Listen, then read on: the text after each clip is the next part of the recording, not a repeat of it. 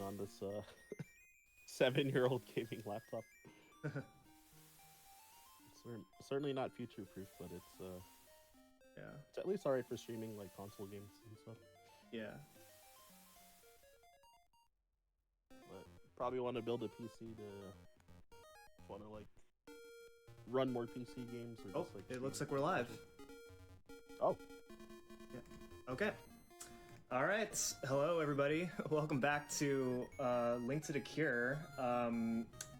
Today we're going to be we have our own special block to myself, as y'all are going to be stuck with me for 3 hours with 3 games back to back. So I hope you all are strapped in for that.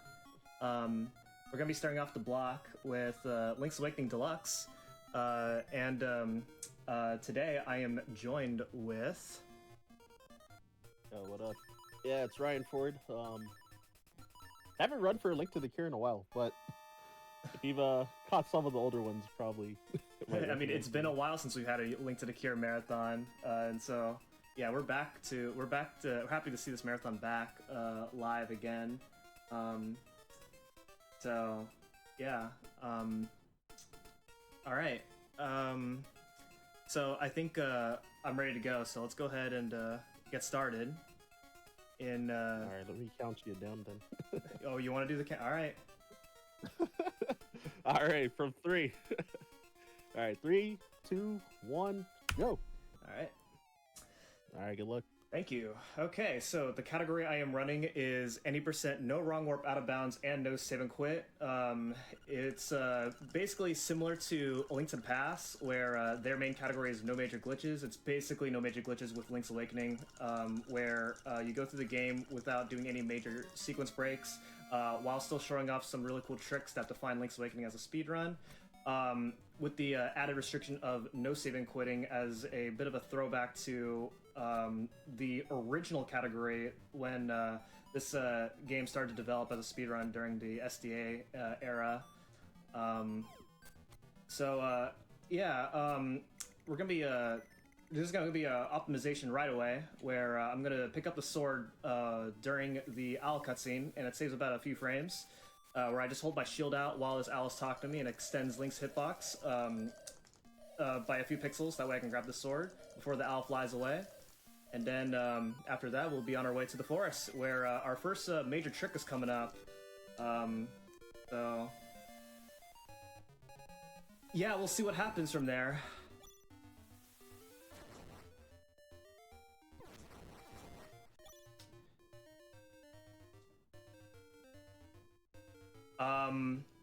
Is Ryan there?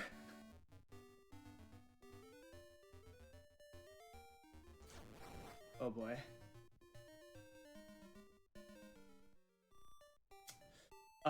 Alright, so anyway, okay, so we're going to go to Mysterious Woods, and so our first major trick is coming up right off the bat. So normally, you're supposed to go to the end of the forest, grab a toadstool, and then turn it into magic powder.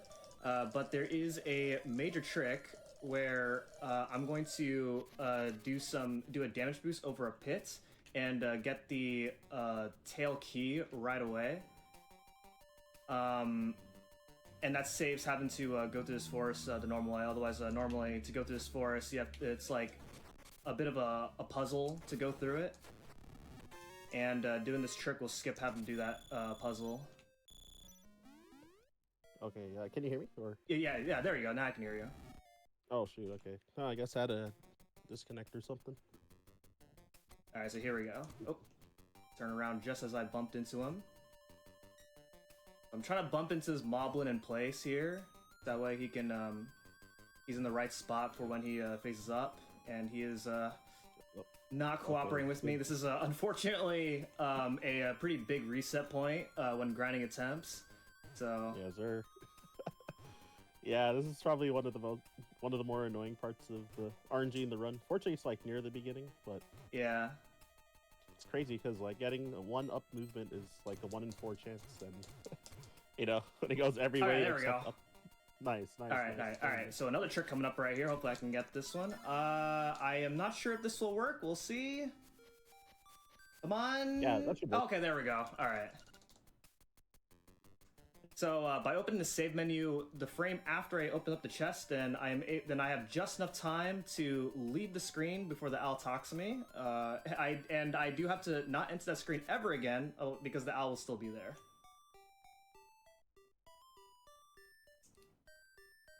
All right, so we got the.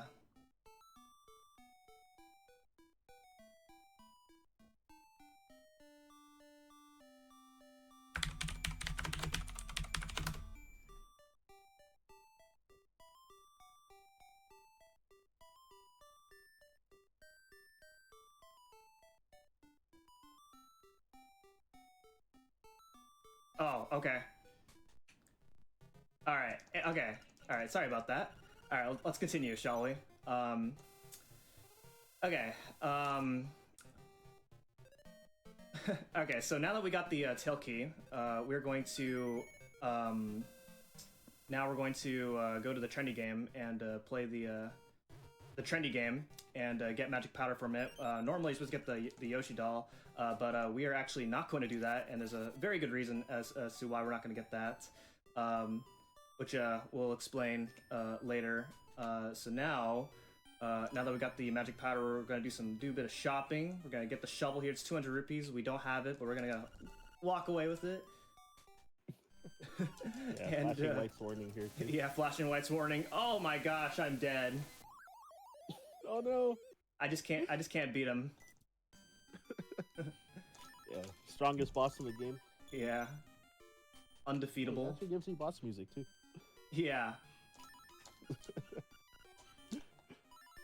Alright, so we're gonna buy a couple bombs, and then we're going to get the bow here. It's 980 rupees. Obviously, we do not have that, so we're gonna walk away with it. Alright, so now we are going to go to the first dungeon, so let's go ahead and do that, shall we? Alright, so on our way to the first dungeon, this would be a good time to talk about Piece of Power, so do you want to take care of that?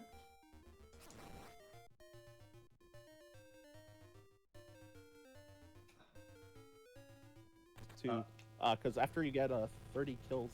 Oh, can you hear me? Hello? Yeah. Oh, my bad. Okay, yeah. Hopefully I'm not having connection issues, but we'll see.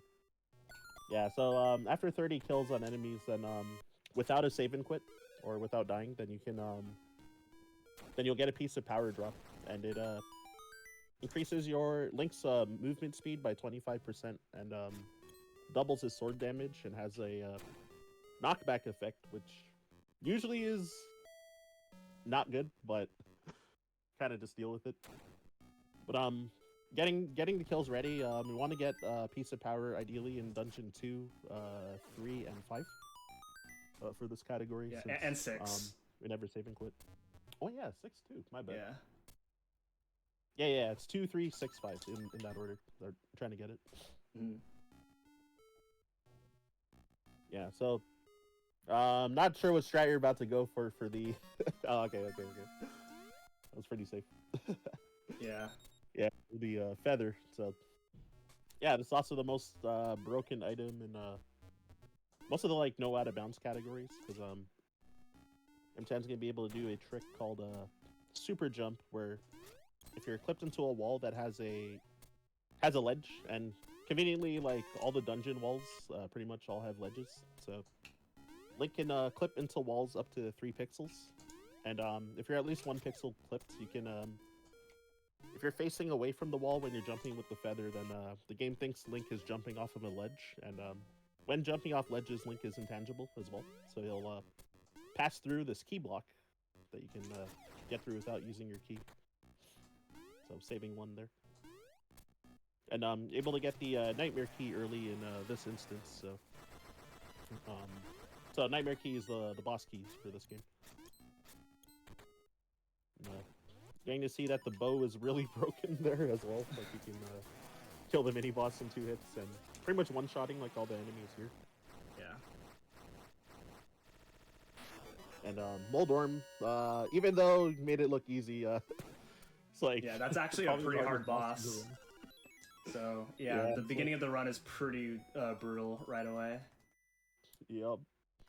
Does one whole heart of damage when you have only like 3 at most getting into the fight, and then the room is pretty small because of all the pit tiles, and you fall into an underground section if you fall into the pit, and it can lose like upwards of 10 seconds if you get knocked into the pit or like clank into him with your sword and get pushed back into a pit or something like that. Yeah. And then reacting to his RNG as well for how he moves on top of that is makes it pretty tough, and yeah, volatile throughout for different runs. Mm. Yeah. Also, oh, actually, do you want to talk about the skipping the text here? Yeah, yeah. So I'm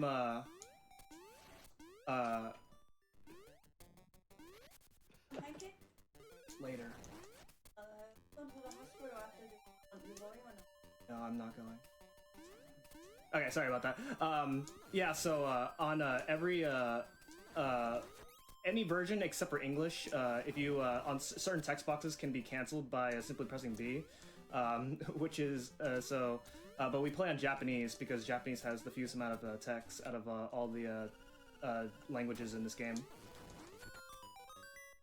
Yeah, I actually forget how much time it saves per category. Okay, that's a little bit unlucky.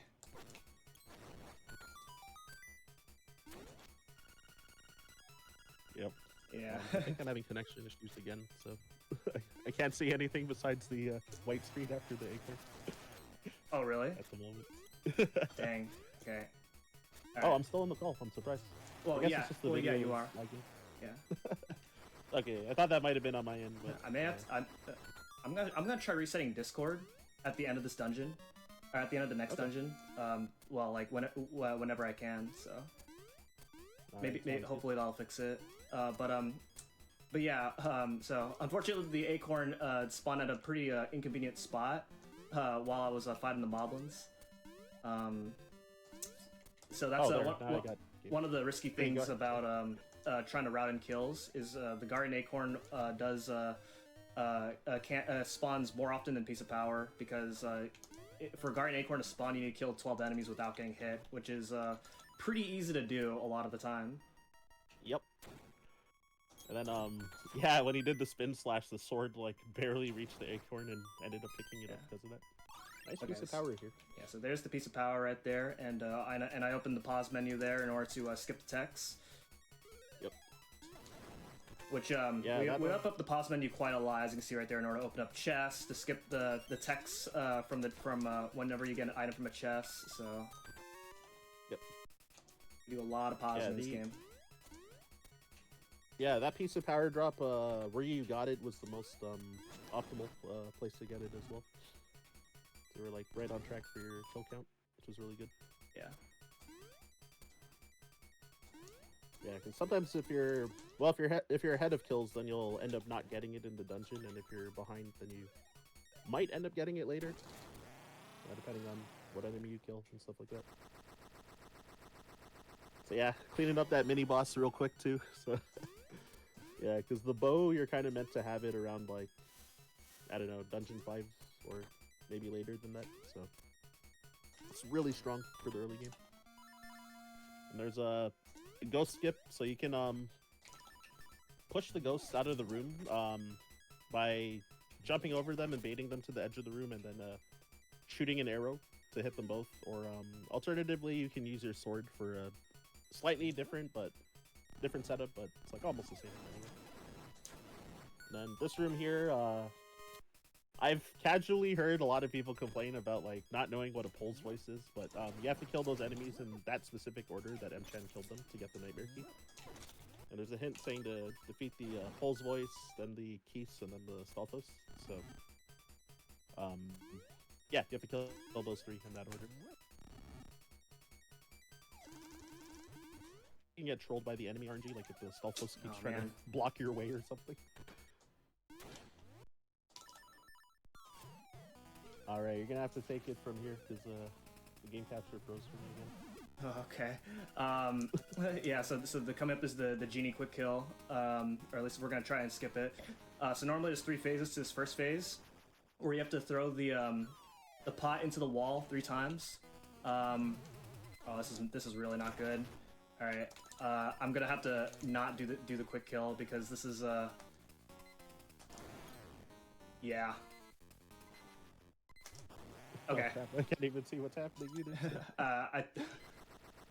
Yeah, so if that went well, then I would have shot then the bomb that I placed would have hit Genie into me, and then as he launches into me, then I would shoot a bomb arrow, and I was very likely to get hit, which is why I had to play it safe there. All right, hopefully this works well. I can see the game now. Yeah, I was trying to pull up the stream VOD to make up for it, but then I was stuck in ads for like a minute. So. All right, so now that with the second dungeon completed, now we're going to go into the third dungeon. As we get into the third dungeon, normally we have to go to Candle Castle, which is like a 7-minute detour, but we're going to be doing a trick that skips going to Candle Castle called Villa Skip. Yep. So yeah, this I can take over for. Yeah, the Villa Skip is so it's frame rule based. How long it takes for you to fall into a pit, but you can cancel falling into the pit here by pausing on the same frame where you would nice second try hear the sound. Oh, that's awesome. Yeah, I've heard that average is like 4th try, but yeah, you lose about 2 seconds per extra pause that you have to do, and you can't really like manipulate how long it takes for you to fall into the pit. So yeah, because this game has something called the global frame rule, and you can't keep track of that in real time. Yep. So yeah, getting second try. Yeah, and there's also a few other factors where the global frame rule comes into play. Like whenever a key falls down, you have a 50% chance of catching it. So. Oh yeah. Forgot to mention that during Dungeon 2 when I came up. Yeah. Yeah, so you can save or lose a quarter of a second, depending on if Link instantly catches the key when it falls on him, or it might fall through him and bounce once, and then he'll catch it the second time that it falls on him after the bounce. And yeah, you just randomly just save like 2.25 seconds or lose that much, and can't really control it. So yeah, no, mchan has a pretty high kill count here, so probably gonna end up getting a piece of power in about 2 to 3 rooms from here. Yeah, usually I like to have it in the penguin room. Yeah, so it's so keeping it the same as Oh, I got the acorn instead. That's okay. Oh, good thing it didn't override the piece of power. Otherwise, yeah. It'd be really obnoxious. So big trick here. You got a Dodongo skip. Okay, good. So with super jumping, you can super jump and clank your sword if you're fast enough with the right Dodongo snake, and skip using like 2 keys in that part of the dungeon. Since this is a key cavern, and the gimmick is that it's supposed to go to a bunch of rooms and get keys, and then there's that square in the center of this area that has 4 key blocks, but you're gonna end up skipping like 2 of them. But yeah, we got the boots. Oh, that one was close. I almost soft blocked there. Oh my gosh! Yeah, if you're late by enough, then you'll end up getting stuck in the block, and then you'll end up being soft blocked. And normally you have to save and quit to get out, but yeah, this is no save and quit category. Yeah.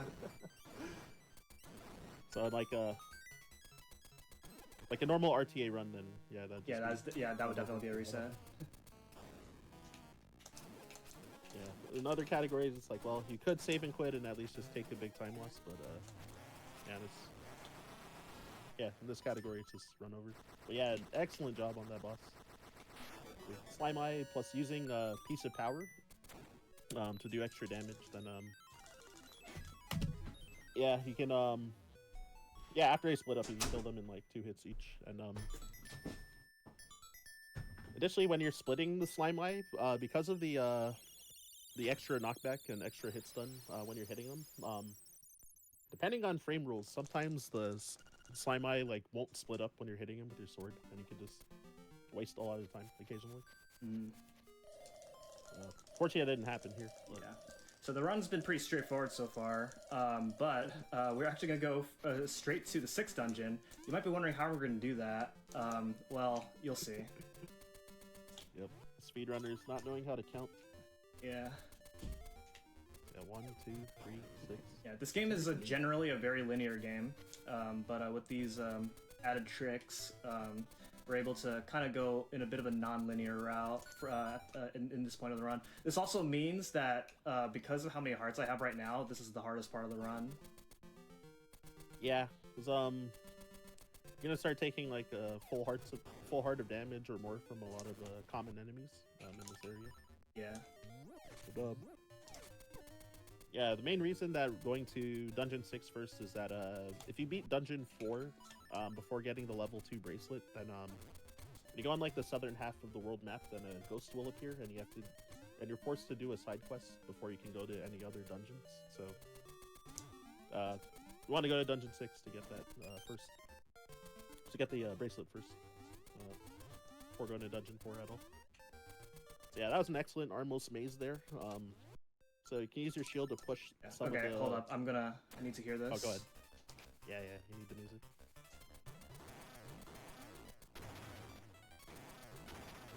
Nice, okay. Nice work. Yeah. I get, yeah, we usually generally use the music or audio cue for when to start the fight to start damaging the Armos Knight right away. Yeah. And then, yeah. So you have to hit him with either spin slashes or dash boots when you have level 1 sword. So, yeah, so it takes 6 hits to kill. So normally you need the items from the 4th and 5th dungeon in order to get to the 6th dungeon, but we're going to be doing a trick called Jesus Jump, so you want to explain how Jesus Jump works? Yeah, sure. Alright, now that we're out of Armos Maze, yeah, so Jesus Jumps, so same with when mchan canceled falling into the pit for Villa Skip, then you can also cancel drowning in water or lava, and by pausing on the same frame, and during that frame, Link is also standing on the water or lava, and so you can screen transition or you have 1 frame to buffer a jump as well if you after the pause, and yeah, with that you can transition down onto that onto an unoccupied tile and make your way towards Dungeon 6. Also making Bow Wow eat the cutscene there. Yep, that saves 6 seconds. And it also increases our kill count. Yep. Yeah, so many times I've had runs where I was exactly on the kill count, and then I made him eat the cutscene and then get the piece of power there. Yeah, I wanted a piece of power there, so this tells me that I'm behind my kill count. Yeah. By a couple. So, yeah, guessing maybe Bow Wow didn't eat a lot of enemies in the overworld as well. Yeah, so that's one of the hard parts about this category. Sometimes you can't always control where you want your kills to be because Bow Wow does influence your kill count. Yep. So it can be one of the more frustrating parts about running this. All right, let's see if I can get one right here. Nope. Okay, still behind. Yeah, and I haven't been keeping count, so I have no idea where your kill count's at either.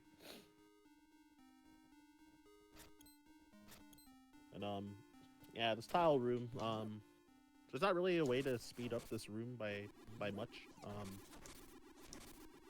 Well, the door opens when all the tiles are cleared, so you know, you want to get rid of the last couple as quick as possible.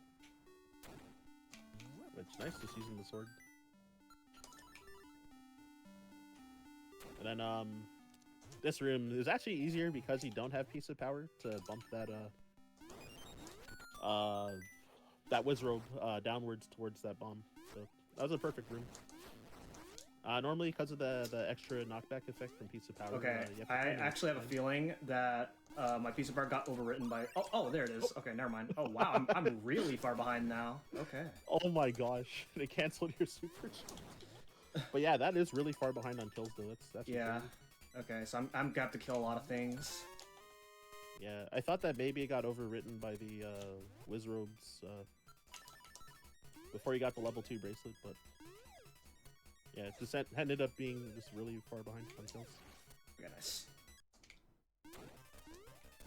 All right, excellent. So yeah, it's a 3-pixel window to do that super jump particularly, and kind of doing the dungeon in backwards order. So you got the nightmare key through a series of. All right, anybody in chat want to guess horse heads? Yeah, I have a 25% chance for both of them to stand up. Yep. Take your guesses. Third try I'm coming. guessing second try. Fourth. Fourth Okay. try. Yeah. So about average. Nice. I'm not sure what the world record is for horse heads there. It's 32 by Carbone. But... Okay, so it is 32. Yeah. I was gonna say 30 something because I thought I remembered hearing that number. Carbone. That's cool. Old school legend. Yeah, mine's my highest is like 20 in like 3 different marathon runs it's happened. And yeah, you lose about a second per horse head. But anyway, this boss here, the facade, you can get 3 hits in because his hurtbox is active before the fight starts, before his text comes up, so you can make this basically a 2-cycle fight instead of a 5-cycle. Yeah, very cool fight. Broken game. Okay, so because I do not have the items from the 4th and 5th dungeon, I still have to get out of the 6th dungeon somehow, and that's by doing a lot of Jesus jumps all in a row. So this is like the scariest part. So I'm gonna focus until I get out. So we'll see what happens. Also, there's a bomb trigger that you can go for that saves 2 seconds here, but I'm gonna forgo it in an attempt to save bombs. Okay, reasonable. Yeah, so the Jesus jumps here, yeah, you ideally don't want to have too many extra pauses, so, yeah, because you lose about 2 seconds per extra pause, so.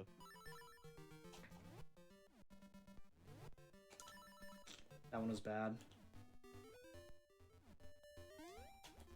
Okay.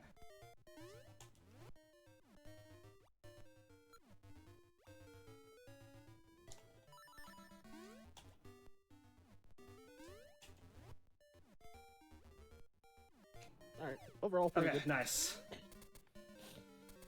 Yeah, Nice. that first pause was a bit bad, but every other pause was good.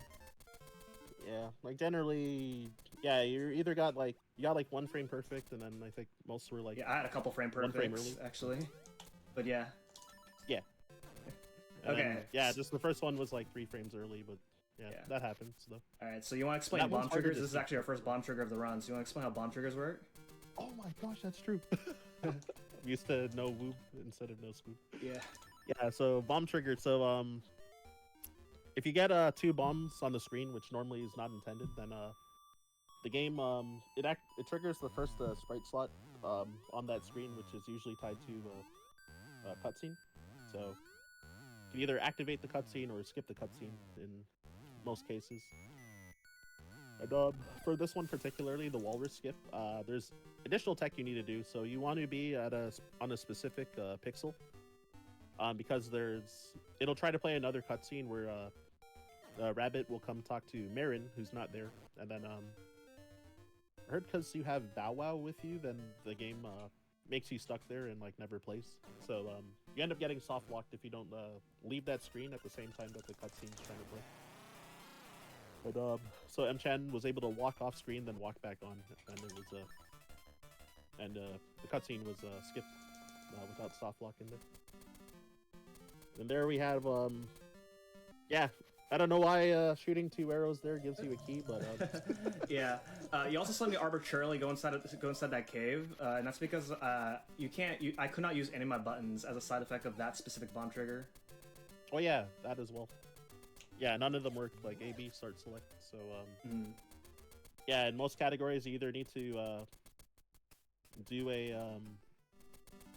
like a full map transition, so like entering a house or a cave, or you can also die as well. Yeah. Which in some other categories, But it's faster. yeah, but death abusing is not allowed in this category. Yep. All right, so now we are going to the 4th dungeon. It's a bit of a long way there. Yeah. So yeah, what was I gonna say here? Yeah, it's also just like pure like boots movement. Some more tech with the boots in this game is that it takes a bit of time to charge up. So you want to start charging your boots dash as you're taking around corners. So that once you're around the corner, then you'll start the boots dash like immediately. Also racking up the kills with that rock thing. I see you. Yeah. Since we mentioned how you're behind on kills, so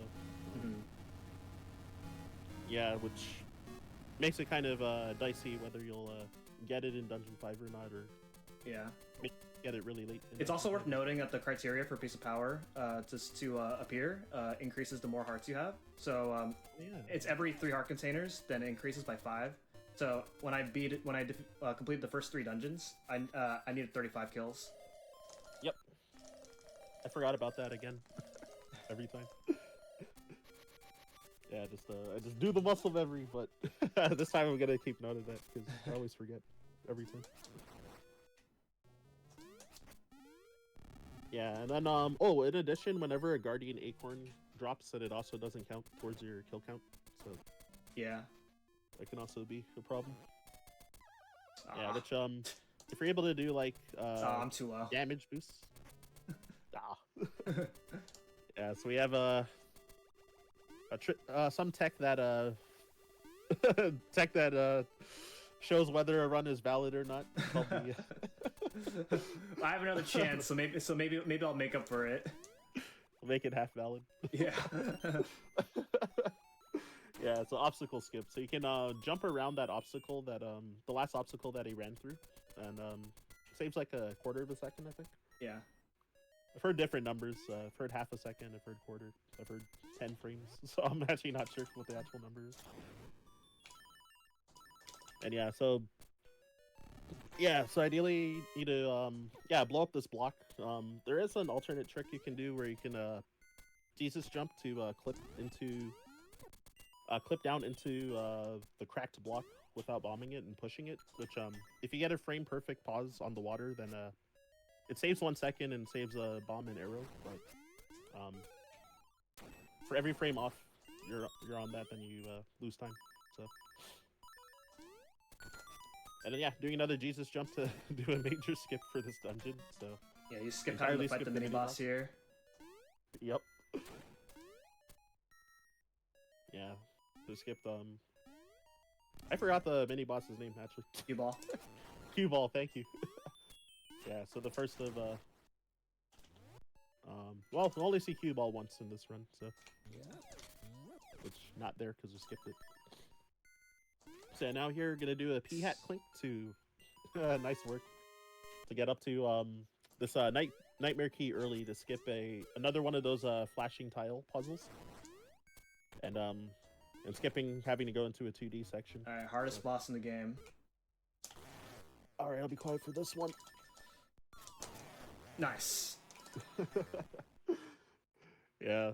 So yeah, so there is like one little bit of difficult part for that fight actually. If you're when you're doing the spin slash, you want to hit him with the spin slash and then pause so that when you open your menu, you'll skip his text talking to you. Yeah. Since you need to equip your bomb arrows anyway, so you have to not be too early so that you don't accidentally like cancel your spin slash, but also not be too late so that the text comes up. And then two bomb arrows down on his head, and it's easy kill after that spin slash. Yeah, so normally the ghost appears, but for whatever reason, having the more powerful bracelet from Face Shrine actually disables the flag for the ghost to appear. So we can actually go straight to the 5th dungeon, and it saves 3 minutes. Yeah, exactly. Because after this, when mchan took this warp tile here, then yeah, normally if you didn't have level 2 bracelet, the ghost would appear right there, and then yeah, you'd have to do a kind of long side quest for him, which you pretty much only do in Hundo. No wrong warp, no out of bounds. Yeah. Because there's a requirement in that category. Yeah. Yeah, in terms of major categories, yeah. Yeah, exactly. Oh yeah, I guess glitchless probably have to do it, I'd assume. I actually don't know though. I haven't played that category. Alright, so Dungeon 5. Actually my favorite dungeon in all the main any percent categories. Cause yeah, there's a lot of I don't know, it's like a lot of like fighting and like killing enemies, and I feel like the movement is like pretty cool throughout this dungeon. But there's a ton of like enemy RNG because of like just how the enemies move are random. But I don't know, it just feels very active like going through this dungeon, which I like a lot. All right, good piece of power. Like, Yeah, really so piece of power lasts until you get hit 3 times. Yeah. So I already got hit once, so that's not a good start, and it's really easy to get hit in this dungeon. Yeah, exactly. Especially due to enemy RNG and like tight tricks. Yeah, I think the things that don't count when you get hit for your piece of power is like falling into pits, and then I'm not sure if it's some specific enemies in like the 2D sections that make Spikes. it not happen. Oh yeah, spikes, right? Yep. Yeah. Also, yeah, nice quick kill there on Master Stalfos 1. So normally you're supposed to do I think 3 hits and then he'll run away, 3 bomb hits. But yeah, if you damage him enough, you can actually kill him and have him drop a key. But the future Master Stalfos has still appeared, so here's Master Stalfos 2 anyway. But getting that key makes you be able to do a different end route for this dungeon, which saves about 3 seconds over the old route without the quick kill.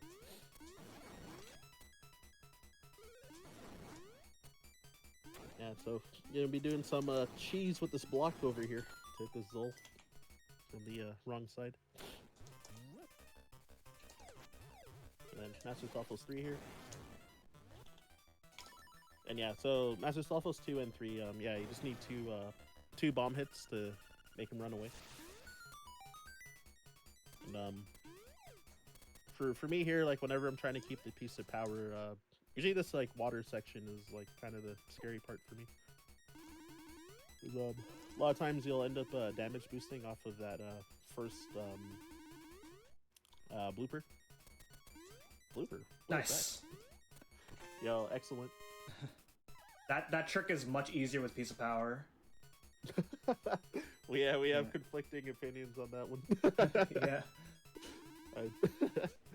Yeah. You for jump me, farther it's like and way you have harder. a larger like pixel window.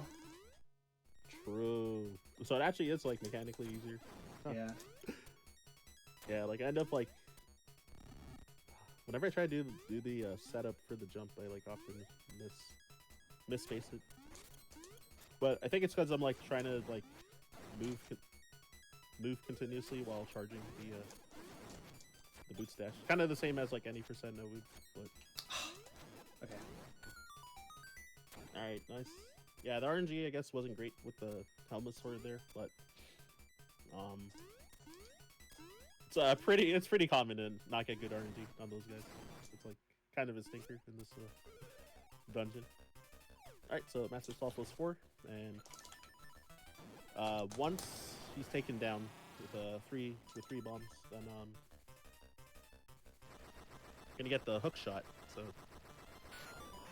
another pretty big movement item. So crossing large gaps and stuff like that. So additionally, these Helmasaur enemies, you can also kill them easier with the hook shot too, which helps a lot.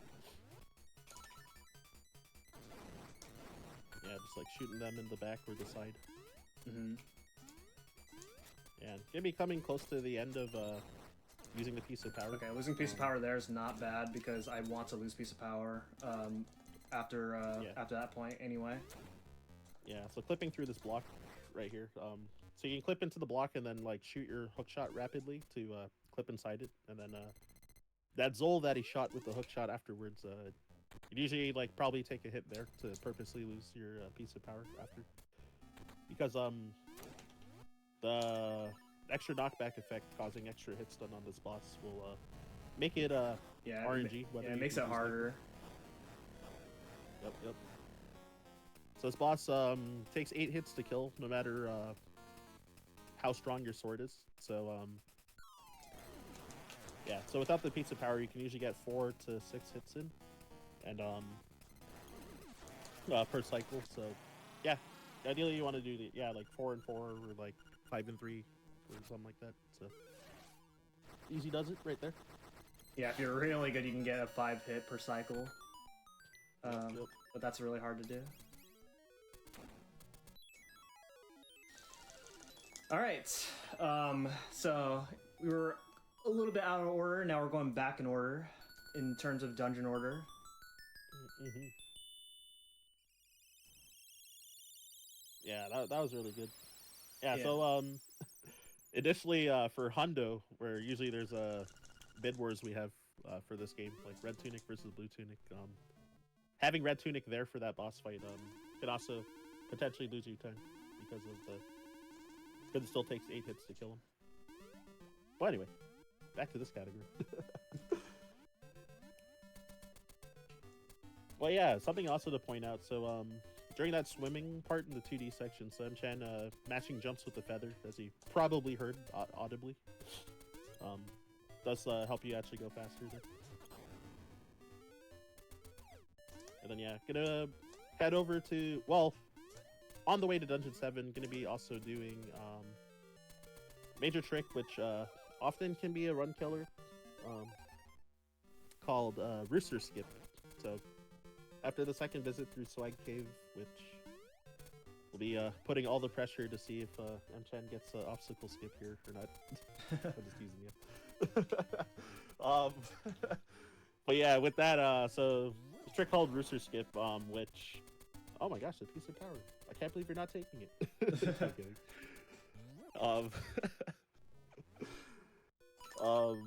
Yeah, what was I saying? With the Rooster Skip, so with the hook shot, when the hook shot comes back to Link, there's 1 frame where he can jump, even if you're over a pit or water or lava. And with that, we can skip over the large gap. Nice obstacle skip. Validating the run. And yeah, so normally you need the rooster to fly over this like large curved gap towards the bird key, but yeah, as Rooster Skip implies, we're not going to do that because it's really far out of the way, because you need Ocarina, you need Song 3, and then you have to wake up the rooster, revive the rooster, and all that. So you can do this trick to make it more sane to do, I guess. You can pause buffer up to when the hookshot touches Link's nose, and then you can do one nice, that was really good. Yeah, that was quick. That was only like 2 extra pauses total for the buffered strat. So. Yeah, that was really good. And yeah, so out of a map buffer, you can buffer your jump with feather. So it's a good visual cue if you're doing the buffered strat there. And I mean, it loses like what, 2 seconds per extra pause, so it's like, yeah. So ideally, not that huge for. Ideally, it's 8 seconds plus. So yeah, exactly. And but, then yeah, I like consistency, so you know. Yep. Exactly, because if you're doing it unbuffered, it's like you, yeah, it's a frame perfect trick that you have to do twice. But fortunately, you can get multiple chances, because if you don't get the jump, you can shoot your hook shot again, as long as you don't fall into a pit. So you can keep trying a bunch of times. Yeah, it's actually not as hard as it seems, because as long as you're not in the center of the tile, then you won't fall in. Yeah, exactly. But it's still a hard trick. And the other thing is that if you take too long, generally, like most of the time, Bow Wow will probably get in your way and start blocking. Yeah. Your hook shot. So that was another cutscene that which again saves 6 seconds. Yep. You have to manipulate. For that one, you have to kind of manipulate Bow Wow to eat it by So you throw the rock, and then you have to wait a little bit until the rock particles disappear from the rock shattering, and then touch the key block, and it'll usually make Bow Wow eat the cutscene. And then since the stairs don't spawn, like the dungeon entrance doesn't spawn, we have to like leave the screen, then go back on. So, alright, so you're gonna be doing some bomb triggers. So again, with getting 2 bombs on screen at the same time. So if you're able to mash fast enough over pits or at the edge of a screen when you're transitioning, then you can do a bomb trigger. And the pillar getting destroyed is also tied to a cutscene, so you can not have to go over to the couple rooms to the right to get the metal ball that you have to normally throw into the pillars. It's another thing for casual players doing a blind playthrough that takes like really long to figure out for most people. Is like how to get the ball to some of those pillars. Alright, so I'm gonna hit this switch because it's a way to get access to this upper floor, and be trying for what's called a naked super jump. So on the bottom floor, we want one of these Goombas to go to the top part of the bottom floor and go to the right so that you can do a super jump. Okay, one of them did it. And fortunately, if you're slightly low and get stuck on the stairs, you can use your boots to dash out to get unstuck most of the time. And yeah, again, because of those enemies can move one of 4 directions, and you have like a 1 in 4 chance for them to move to the right. If they move up, they could also get a roll to move to the right as well afterwards. But if not, then you can just reset the room and try again. So, oh, what? I had the same thing happen when I was practicing. Alright, I'm Okay. You use a couple more bombs. Dang. Yeah. When this also means I need to get extra bombs in the next dungeon. Yeah. Actually, it doesn't take too long, but that was the main reason why I didn't go for that one bomb the bomb trigger after Face Shrine earlier. But oh well, it is what it is. Yeah. So yeah, using the 3 bombs. Yeah, so I guess you're exactly 1 bomb short then, because of that. Or kind of.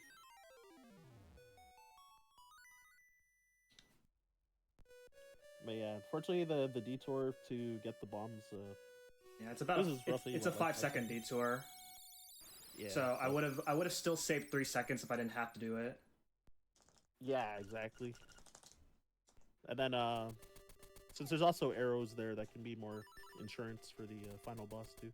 Yeah. Grabbing this backup, so yeah, it does help for the marathon safety at least. So what I did there was if you open the save menu as you're falling down, then you will not fall straight into that pit. Otherwise, if I did, then I would have to climb the mountain all over again and do another obstacle skip. Yeah, which loses like a minute. Might be a bit less than a minute, but it's pretty long. You like really don't want to have that happen. Yeah, you also can't be holding a direction to be able to open the save clip menu. So yeah, make sure you're not holding down or left when you jump off. Alright, so there's a Marin skip. So if you end up being too high and talking to her, then yeah, you lose about 40 seconds from like text from talking to her, and then her dad, and then the owl will come and talk to you. So yeah, you can just jump below her instead.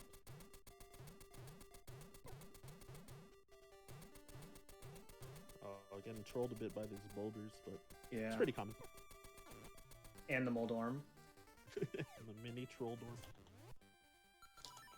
Alright, so I didn't get the mirror shield from Eagle Tower, so how am I gonna get past this part? I wonder. Easy. Yeah, so it's a good that I didn't get double hit too. Yeah. So yeah, so you can prevent yourself from getting knocked back by clipping into the wall and getting hit by the flame fountain. Which oh, and another bomb trigger here to get into Dungeon 8 early. And but yeah, even in Hundo, where you get the mirror shield, you would still do that flame skip because it's just faster than using the shield even to block it. So yeah, so with the bomb trigger, and we skip needing the Frog Song of Soul to revive the Turtle Rock head. And some weird quirk about it also is that, like, if you bomb trigger to revive it, it has only 1 health, but then also it still always respawns after you kill it or leave the room, if you did it via bomb trigger, which is really weird.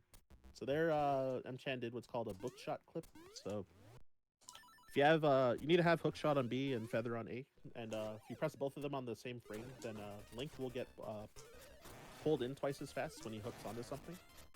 And there's like a 2-pixel gap where you can clip through that key block, and skip like needing to do a very long puzzle to get a key. And the reason that works is because one of the buttons take priority if you press both of them on the same frame. Yeah, the A button has priority, so it presses first. Yeah. So yeah, so it has to be even though you like buffered both together out of the pause. Yeah, so so yeah, another super jump to skip a chunk of the dungeon, and then doing this Jesus jump with a block push on lava to to get the that's the backup bombs we were talking about. So got some bombs and arrows as well. So mchan would have skipped that if didn't have to refight the evil eagle in dungeon 7. And then yeah, with the magic rod, or the wang, as we also call it, you can what's it called? You can kill the that one jerk, the Vire, because he'll like he'll run away pretty easily if you try to like swing your sword at him. But yeah, you can catch him with the magic rod before he starts to be a troll. And then yeah, Cue Ball was down, so that was the mini boss that mchan skipped in dungeon 4. And then this Roomba room here to get the Nightmare Key. So you have to fill out all the pit tiles. There's a lot of different ways that you can do that puzzle in runs. So with the speedrun guide on a Google Doc, I just copied one of the one of the gifs that I saw that was in it. So there's a lot of different solutions to that room that you can do. Alright, so map buffer to skip the text for the boss. I've always been pausing to skip not good. Boss text. Yeah, just barely missing that shot.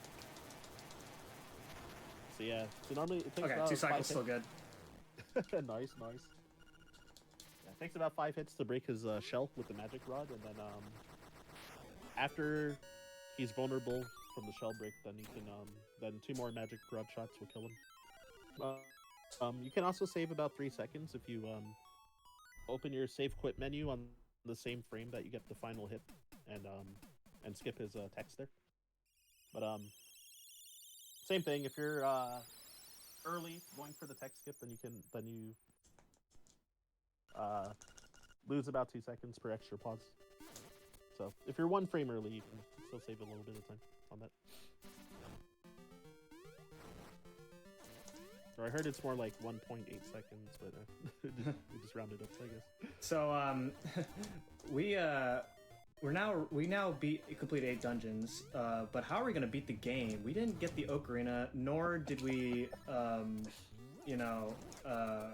do the trade quest to get the magnifying lens. How are we gonna finish the game? Right? Yeah, so yeah, not having, yeah, exactly. No song 1, no ocarina, so as usual, trusty bomb triggers coming up. So yeah, just lining up with the screen transition up here, and then yet again buffering buffering bombs up there. So I'll be quiet for the music here.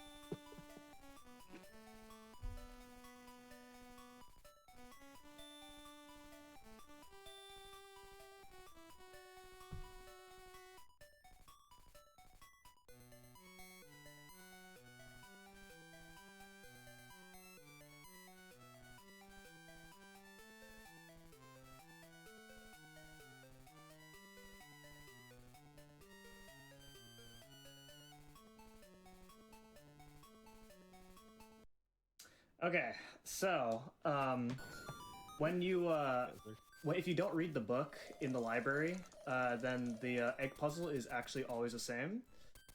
It is left, left, up, right, up, left, up, in that order, every single time. And then we have the nightmare fight. So you want to talk about the nightmare fight? It's gonna go by pretty quickly. Yeah, so there's a lot to unpack here for this fight. So you're gonna be starting off with trying to do a bomb trigger where you're gonna be matching bombs as you fall into the room for the fight, and then as long as you don't move diagonally, then you can keep the manipulation going. So it sets the first blob phase to a specific coordinates at the top of the screen, and you can line up your sword to hit at the first pixel of the sword. I don't think I think I failed already. I think you're fine. I could be wrong though. Unless you did a diagonal movement. No, I did a second spin slash. Oh yeah, I saw that. That should be fine, but I hope I'm not making up things. Yeah, okay. Yeah, pretty sure you're supposed to be lined up with the wall on that one. So I'm using the Ballbuster app, so it's like looking. Oh shoot. Maybe I should have said it sooner though, my bad. But yeah, so if you end up getting blue balled here, then it takes about 8 seconds per cycle, and stuck at a 50-50 for getting energy balls or blue balls. So yeah, I got a couple extra blue balls there. And then yeah, with Moldorm phase here, if you hit him before he starts moving, you can stun lock him, and it also like bypasses most of his iframes as well, so you can just like spam your sword and hit him 15 plus times to kill him. There's 16 health, but you can start it with the spin slash. Okay. Oh, that released it a little bit too early. That's okay. Sheesh. All right, so final phase. So yeah, Deathle, Deatheye, for different names. Yeah, so it's RNG how long he takes to open his eye, and needs 16 arrow shots. So you'll ideally want to get 4 arrows per cycle. When he's vulnerable is like really awkward. It's like so easy to shoot early by accident. So, all right, nice. So yeah, that was like a pretty moderate like 5 seconds. So. Yeah, like he didn't take like ultra long for like his cycles, which is nice. But and then yeah, time comes up when the screen fades to white at the top of the stairs. Okay. Time. Okay, right, so nice it says run. 56:35, but I may have to retime it on my own end because I did pause a little bit when we had all those like tech issues early on in the run. So it could be like a 56:30 for all I know, but either way, like yeah, the all those tech issues kind of distracted me from having like having a pretty rough beginning, but we made it up as we got the run going, so really happy with how the rest of the run went past the beginning. Yeah, yeah, it's like not too bad. It was probably what like 2 to 3 minutes behind your PB or something. About a couple minutes. Yep. So overall solid, I think. Yeah. And yeah, way underestimate. So way underestimate. Yeah, I gave a pretty generous estimate. This is a pretty tough category, but very rewarding when you get a run going for this. Yeah, absolutely. And yeah, relatively. I don't remember the exact time, but yeah, world record's like 51:30 something, I think. Yeah. I and my PB is 54:01. Yeah, so not too far off. But yeah, definitely. Yeah, I think this is definitely like a rewarding game and category to pick up. Can sometimes get rough with like RNG grinding at the beginning and the end of the run, especially. But yeah, yeah, if you can like consistently get runs there, then like they'll eventually have like runs that push through. So it always feels nice to get them going and get them done. Mhm.